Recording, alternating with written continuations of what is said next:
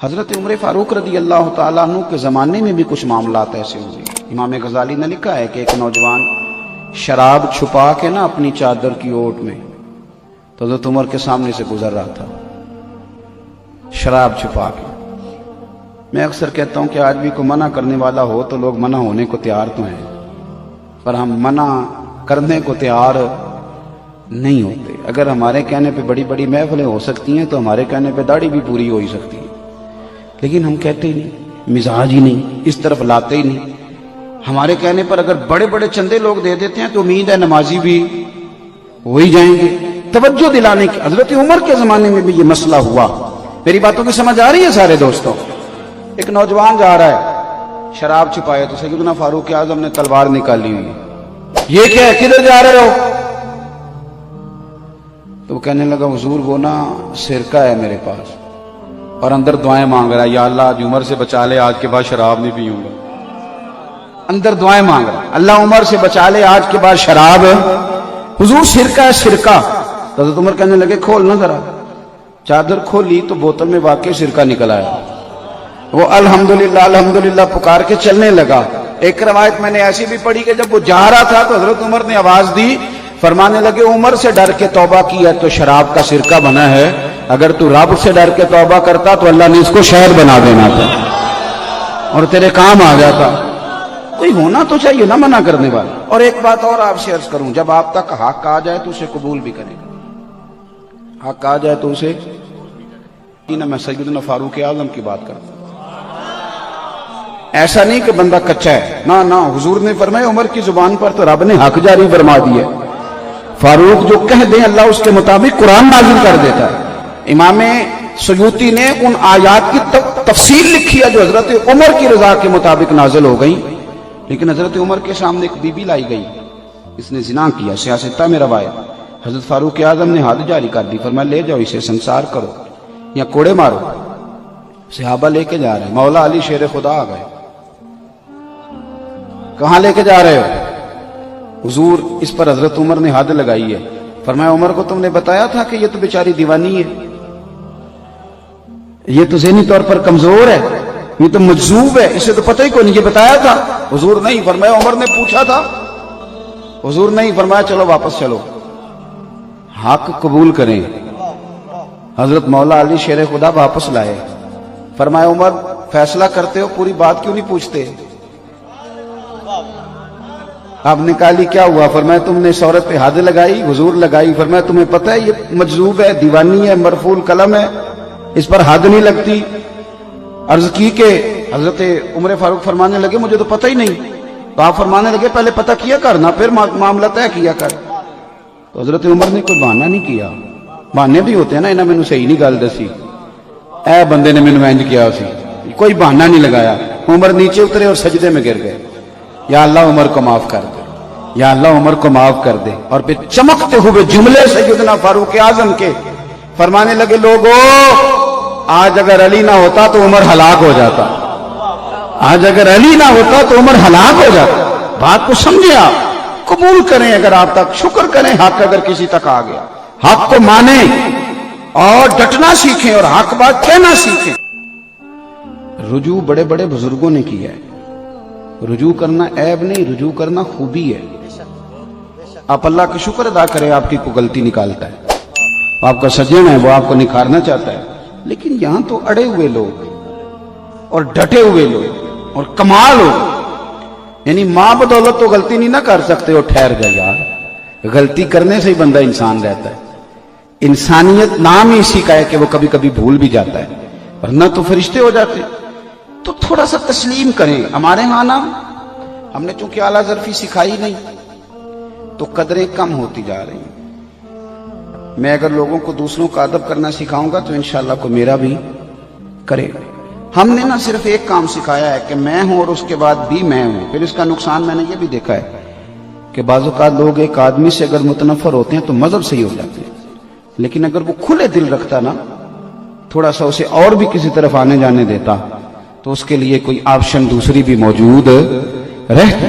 تھوڑی سی توجہ کریں، حق آ جائے تو پھر اسے قبول بھی کریں، اسے مان لیں، اسے تسلیم کریں. کوئی فرق نہیں پڑتا، کچھ بھی نہیں ہوتا. حضرت बिशर आफी रहमतुल्लाह अलैह ने कोई किताब नहीं लिखी। हजरत बिशर आफी रहमतुल्लाह अलैह ने किसी मस्जिद में तदरीस नहीं की। वो तो उनको तो लोग दीवाना कहते थे, नंगे पैर फिरने वाला बंदा है। लेकिन इमाम अहमद बिन हंबल ने 14 जिल्दों में हदीस की किताब लिखी। इमाम अहमद बिन हंबल बहुत बड़े मुहद्दिस, बहुत बड़े शेख, बहुत बड़ी हस्ती, लेकिन इमाम अहमद बिन हंबल ने खुल के तारीफें की हजरत बिशर आफी ने। किसी जगह नहीं कहा कि ये तो अनपढ़ बंदा है, तो यहां सवाल ही नहीं पैदा होता। किसी ने पूछा इमाम अहमद बिन हंबल से, कभी लाजवाब हुए थे? फरमाया हुआ हूं। एक बूढ़ी आई थी मसला पूछने, पर्दे के पीछे मैंने बिठा लिया। मैंने कहा पूछिए, तो कहने लगी मैं गरीब और बेवा औरत हूं, बे औलाद भी हूं।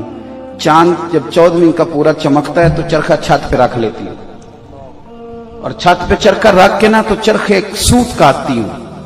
तो कई दफा ना बादशाह का लश्कर गुजरता है, बड़ी बड़ी लालटेनें होती हैं, उसकी रोशनी भी कई दफा पड़ जाती है। तो बताइए उस रोशनी में काता हुआ सूत मेरे लिए जायज है कि नाजायज है? तो हजरत इमाम अहमद बिन हंबल कहते मुझे चक्कर आ गया। अल्लाहु अकबर, अल्लाहु अकबर। मैंने कहा बीबी पहले नाम बता तू कौन है, कहां से आई, इतनी बारीकी? तो कहने लगी आप मसला बताइए कि पहले शनाख्ती कार्ड दिखाया जाए। मैं जो भी हूं आप बताएं। मैंने मिन्नत की, मैंने कहा मैं मसला बताता हूं लेकिन मेहरबानी कर एक दफा बता तू कौन है। दुनिया आती है लेकिन इतनी बारीक, इतना तकवा, कौन है? तो कहने लगी एक मजजूब यहां बिशर आफी नंगे पैर फिरता है, मैं उसकी बहन हूं, मैं उसकी बहन हूं। तो हजरत इमाम अहमद बिन हंबल फरमाने लगे अम्मा कोई और मसला पूछता तो मैं जायज कहता, तेरे लिए जायज नहीं, तेरे लिए जायज नहीं। मान लिया ना, तस्लीम कर लिया ना, यहां तकवा है, यहां परहेजगारी है। लेकिन हम लोगों ने तो एक लिस्ट पकड़ी हुई है, ये जाहिल है, ये फारग है, ये पागल है। एक लिस्ट है, आप ले लें, सवेरे ले लें कितने बंदों को, और फिर आज आके बचूंगा कौन? सिर्फ मैं। इससे आगे कोई मजीद बंदा ठीक नहीं बचता। और ये अवामी सतह पर हालात बहुत बिगड़ते जा रहे हैं। कबूल और कहें आप हक बात। यजीद वो वाला निजाम लेके आ रहा था जो दुबई में है, जो शारजा और मस्कत में है। मस्जिद भी बड़ी, शराब खाना भी बड़ा, वो वाला निजाम चाहता था। हमारे हुक्मरान कहते हैं ना जी मस्जिद खुली हुई है, मौलवी उधर चले जाएं, पर इधर जाने से भी लोगों को ना रोकें। ये वाला माहौल यजीद चाहता था। वो कहता था कि मैं किसी को उसने मस्जिद नबी में नमाज तो एक दिन भी बंद नहीं कराई। वो तो इमाम हुसैन के बाद जब उसने हमला किया तो मामला अलग है, किसी मस्जिद में नमाज नहीं रोकी। वो तो ये चाहता था कि थोड़ी मर्जी भी करने दो। तो इमाम अली मकाम ने फरमाया ये निजाम मुस्तफा है, इस निजाम में मर्जी मुस्तफा करीम की चलेगी, तेरी नहीं चलेगी। लोग कहते हैं कि यजीद ने फलानी शय का हुक्म नहीं दिया, तो मैंने कहा चलो इतना ही मान लो कि यजीद ने उबैदुल्लाह इब्ने ज़ियाद को गवर्नर तो बनाया था कि नहीं? ये तो कहा था कि नहीं कि हुसैन को कूफे में दाखिल ना होने देना, ये तो कहा था ना मेरी बैत लेना। तो आप किस तरह उसे उसकी सफाई पेश करते हैं? उस बदबख्त ने तो ये सारे कारनामे किए। और फिर इमाम अली मकाम रदी अल्लाह ताला अन्हु अगर उस मकाम पर थोड़ी देर के लिए भी उस जालिम की, फासिक और फाजिर की बैत कर लेते, अच्छी तरह मेरी बात समझ लेना, तो आज सारे हुक्मरानों के लिए दरवाजा खुल जाता, सबके लिए खुल जाता दरवाजा। लोग कहते हैं कि जनाब हम नहीं मुसलमान, मौलवी साहब आप ज्यादा आशिक रसूल हैं। मैंने कहा तू तो निरा मुसलमान है, तो यजीद तो जामे मस्जिद दमिश्क का खतीब था, वो तो जुमे पढ़ाता था, वो तो पगड़ी दाढ़ी वाला था, वो तो बड़े बड़े खुतबे देता था। लेकिन इमाम हुसैन ने फरमाया निरी तेरी अच्छी अच्छी बातों से बात नहीं बनेगी, निजाम मुस्तफा पे पूरा पूरा चलना पड़ेगा, तुझे वो किरदार भी दिखाना पड़ेगा जो असल काम है। फिर चीजें ब्लैकमेल करती हैं इंसान को, हम इंसान हैं, कमजोर पड़ जाते हैं। नबी पाक सल्लल्लाहु अलैहि वसल्लम ने फरमाया औलाद आदमी को बुज़दिल कर देती है। बड़ी जगहों पे इंसान कमजोर पड़ता है। ये वतन छोड़ना एक बहुत बड़ा मुश्किल काम है। किराए के मकान से औरतें जब निकलती हैं तो रोती हुई निकलती हैं, किराए का मकान होता है पर रोती हुई वहां से बाहर आती है। मेरे भाई इमाम हुसैन को मदीना छोड़ना पड़ा। और आपको एक बात बताऊं, एक कुर्बानी इमाम हुसैन की सुनो। मदीने में इमाम हुसैन रहते तो बहुत बड़ा लश्कर बनता इमाम हुसैन। हजरत उस्मान गनी रदी अल्लाह तआला अन्हु को लोगों ने कहा था कि ये मुट्ठी भर लोग हैं जिन्होंने आपके घर का मुहासरा किया हुआ है, आप हमें इजाजत दें, हम इन्हें कत्ल कर दें। तो पता है तो उस्मान गनी ने क्या फरमाया? फरमाने लगे नबी पाक सल्लल्लाहु अलैहि वसल्लम ने फरमाया था एक मेंढा होगा, एक बकरा, जिसकी वजह से मदीने में खून बहेगा, فرمایا میری جان جاتی ہے تو جائے، میں مصطفیٰ کے مدینے میں خون نہیں بہنے دوں گا۔ حضرت امام حسین رضی اللہ تعالیٰ عنہ کی پہلی قربانی یہ ہے کہ انہوں نے مدینے میں کسی قسم کی کوئی کسی کو بدامنی کرنے کی اجازت، وہاں سے نکلے سیدھے جا سکتے تھے مینا۔ 8 ذی الحج کو ظہر کی نماز حاجی مینا میں پڑھتے ہیں، جاتے بڑا لشکر بن جاتا، لیکن امام حسین نے فرمایا میں حج کے اجتماع کو بھی اس کام کی نظر کرنے نہیں دوں گا، قربانی دی۔ امام حسین کربلا میں آئے، اپنی بھوک سہی جاتی ہے، بچوں کی نہیں سہی جاتی، اور امام حسین کے بچے 3 دن بھوکے پیاسے رہے۔ ساری باتوں کو وہ جانتے تھے، انہیں پتا تھا کہ جنہوں نے مجھے روک لیا ان کے ارادے کوئی ٹھیک نہیں۔ بڑی تکلیف سہی۔ ہمارے ملک میں 65% لوگ ڈپریشن کے مریض ہیں، چھوٹی چھوٹی باتوں پہ لوگ ٹینشن لے جاتے ہیں۔ میں اکثر کہا کرتا ہوں کہ یہاں کسی کا کٹا ہوا ہاتھ پھینک دیا جائے تو لوگ اٹھ کے ڈر کے دوڑ جائیں، ہاتھ خوف کھائے گا مجمع، لیکن امام حسین کا تو سر کٹ گیا۔ ہم بیان کر دیتے ہیں، آپ سن لیتے ہیں، کبھی سوچا ہے؟ ہمارے قومی جو چینل ہے نا پاکستان میں، پیمپرا نے پابندی لگائی ہے کہ کوئی لاش اگر پورا کٹ جائے نا اس کا جسم، تو قومی ٹی وی پہ اسے دکھانے کی اجازت نہیں، وہ دائرہ لگا کے دکھاتے ہیں۔ کیوں؟ قوم میں خوف پیدا ہوتا ہے، لوگ ڈریں گے، بچے ہو سکتا ہے رات کو سوئے نہ، عورتیں پریشان ہو جائیں، قومی ٹی وی پہ دکھایا نہیں جاتا۔ میں کہہ دیتا ہوں، آپ سن لیتے ہیں، امام حسین کا وجود اطہر کربلا میں رہ گیا اور سر کوفے کے بازاروں سے ہوتا ہوا دمشق پہنچا۔ بہن کو تو بھائی کی انگلی بھیج دو تو شاید پاگل ہو جائے۔ سیدہ زینب نے سارا کچھ دیکھا، لیکن نہ مصطفیٰ کی شہزادی کا پردہ سر سے سر کا، نہ کوئی نماز قضا ہوئی۔ ایک شخص، آپ جا رہے ہو کسی بڑی گاڑی پر تو ایک غریب آدمی سائیکل پہ آ رہا ہو نا، آپ اس کو ٹکر مار کے گرا دیں، اس کی ہڈی فریکچر ہو جائے، وہ کئی دن تک ہاسپٹل میں رہے، لیکن اگر آپ اس کے قریب جا کے اتنا کہہ دینا کہ بھائی غلطی ہو گئی، میں بھول گیا تھا، تو کہتا کوئی نہیں یار، ویسے بھی تو بندہ چھت سے گر ہی جاتا ہے نا، وہ معاف کر دیتا ہے۔ لیکن اگر کسی غریب آدمی کی آپ توہین کر دیں،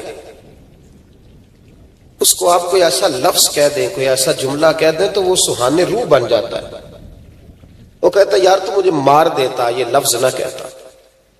ادب انسان کو وقار دیتا ہے، سکون دیتا ہے، اور جب آپ بے ادبی کرتے ہیں، کسی غریب کو لتاڑ کے گزر جاؤ وہ معاف کر دے گا، اگر توہین کر دو، گالی دے دو، برا کہہ دو، تو اس بیچارے کی رات کی نیند اڑ جاتی ہے۔ مولانا رومی علیہ رحمہ نے کہا تھا کہ ایک دوست کو دوسرے دوست کے گھر والوں نے کچھ لفظ کہے تھے، کچھ عرصے کے بعد وہ دوست ایک بہت بڑے زخم کا شکار ہو گیا، اپنے یار سے کہنے لگا یار دیکھ بھلا وہ زخم کیسا ہے، تو اس نے کہا زخم تو تیرا صحیح ہو گیا ہے، اس نے کہا یار زخم سارا صحیح ہو گیا ہے، پر تیرے گھر والوں نے جو لفظ کہے تھے وہ آج بھی تازے کے تازے ہیں، وہ میرے سینے کے اندر چبھتے ہیں، تکلیف دیتے ہیں۔ جو بے ادبی ہوتی ہے یہ ناقابل برداشت ہوتی ہے، یہ جو بے ادبی کر لیتے ہیں لوگ یہ برداشت نہیں۔ میرے نبی کریم سید عالم صلی اللہ تعالی علیہ وآلہ وسلم نے ارشاد فرمایا کہ جو چھوٹے پر رحم نہ کرے اور جو بڑے کی توقیر نہ کرے، عزت نہ کرے، فلیس منا، وہ ہم میں سے نہیں ہے۔